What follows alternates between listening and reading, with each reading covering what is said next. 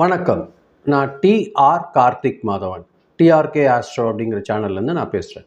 இந்த வீடியோவில் நம்ம வார ராசி பலன் பார்க்க போகிறோம். குறிப்பாக ரிஷபம் ராசிக்கு இந்த வார ராசி பலன், அதாவது 22ஆம் தேதியிலேருந்து 28ஆம் தேதி வரைக்கும் உள்ள ஒரு வாரத்திற்கான ராசி பலன் எப்படி இருக்குது அப்படிங்கிறத ரிஷபம் ராசிக்கு நம்ம பார்க்க போகிறோம்.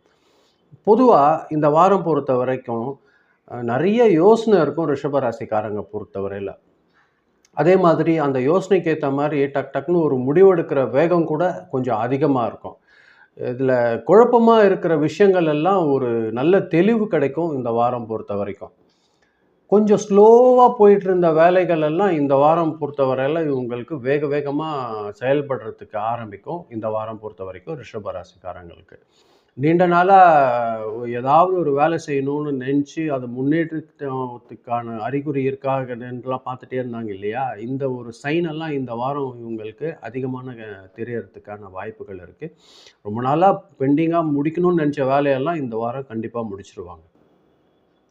மேலதிகாரிக்கு கூட பேசும்போது மட்டும் இவங்க நம்பிக்கையோடு பேசுனாங்கன்னா அவங்களோட பாராட்டு இவங்களுக்கு அதிகமான வாய்ப்புகள் இருக்கும். எந்த அளவுக்கு இவங்க நம்பிக்கையாக பேச்சுவார்த்தை செஞ்சு அந்த வேலையை இவங்க முடிக்க போகிறாங்களோ அதற்கான ஒரு ஒரு நல்ல பாராட்டு இவங்களுக்கு அதிகமான கிடைக்கிறதுக்கு வாய்ப்பு இருக்குது. இதை பொறுத்து உங்களுக்கு அதிகமான பொறுப்பு உள்ள வேலைகள் எல்லாமும் உங்களுக்கு அதிகமாக வேலை வர்றதுக்கு வாய்ப்புகள் இருக்குது.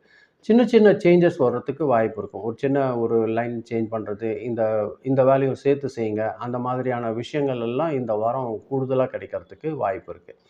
ரிஷபராசிக்காரங்க பொறுத்த வரைக்கும் பணவரவு பொறுத்தவரையில் இந்த வாரம் சீராக இருக்கும். எந்த ஒரு கவலையும் இருக்கிறதுக்கு வாய்ப்பு இல்லை. அதே நேரத்துங்களில் ஓல்டு பேலன்ஸ் எல்லாமே உங்களுக்கு திரும்ப கலெக்ஷன் ஆகிறதுக்கு இந்த வாரம் அதிகமான வாய்ப்புகள் இருக்குது. இதை கொண்டு பெரிய இன்வெஸ்ட்மெண்ட் ஏதாவது செய்யலாம் அது நினைக்காதீங்க. அது முடிஞ்ச அளவுக்கு சேவிங்ஸில் வச்சுக்கோங்க.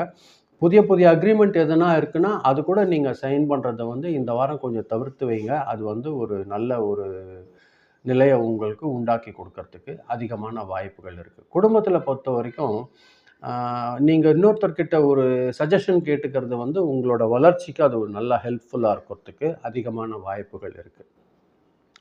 ஒருத்தருக்கு ஒருத்தர் இந்த ரிலேஷன்ஸ்குள்ளே இருந்த மனக்கசப்புலாம் இந்த வாரம் பேசி சரியாகிறதுக்கு அதிகமான வாய்ப்புகள் இருக்கும். உங்களோட லிவிங் பார்ட்னர்ஸ் கூட பார்த்தீங்கன்னா உங்களுக்கு ஒரு நல்ல சப்போர்ட் கிடைக்கிறதுக்கு வாய்ப்பு இருக்கும்.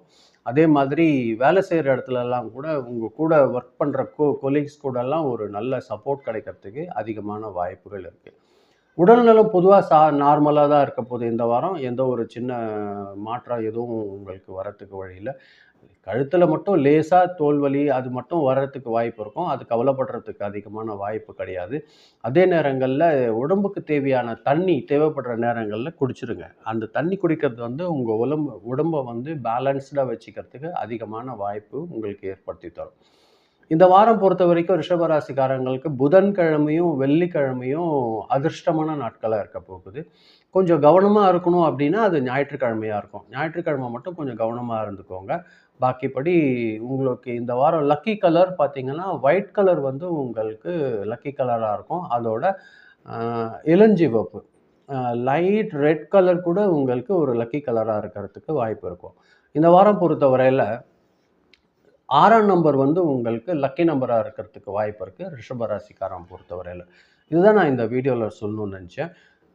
ரொம்ப பொறுமையாக கேட்டதற்கு ரொம்ப நன்றி. மீண்டும் நாம் அடுத்த வாரம் இதே மாதிரி வெள்ளிக்கிழமை ராசி பலனில் நான் உங்களை சந்திக்கிறேன். நன்றி, வணக்கம்.